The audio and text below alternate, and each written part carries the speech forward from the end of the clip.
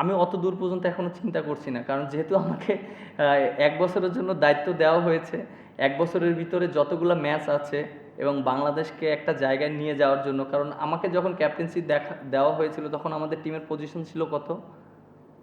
১০ number. ১০ number, এখন আছে কত আমাদের? ১০ই আছে। তার মানে আমি, হ্যাঁ, মাঝখানে আমিও অনেক ম্যাচ হেরেছি, but end of the day সবাই যদি পারফর্ম করতো, সবাই যদি সবার খেলাটা খেলতো, তাহলে দিন শেষে অবভিয়াসলি টিম যদি রেজাল্ট না করে অবভিয়াসলি ক্যাপ্টেনের উপরেই আসে।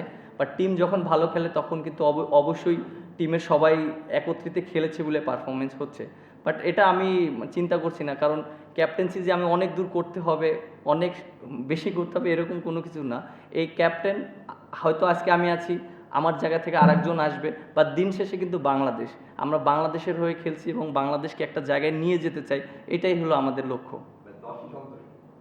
না, সন্তুষ্ট সেটা না, আমাদের তো সামনে বিশ্বকাপ আছে, আমাদের তো কোয়ালিফাই করতে হবে। সো আপনার টপ 8 টিমই তো আপনার বিশ্বকাপ খেলবে। সো আমরা তো এখনও মনে করেন যে আনসার্টেনের ভিতরে আছি। সো আমাদের টার্গেট থাকবে টপ 8-এর ভিতরে থাকা এবং সরাসরি যেন আমরা বিশ্বকাপ খেলতে পারি। সো এটাই আমাদের টার্গেট থাকা উচিত ফার্স্টে।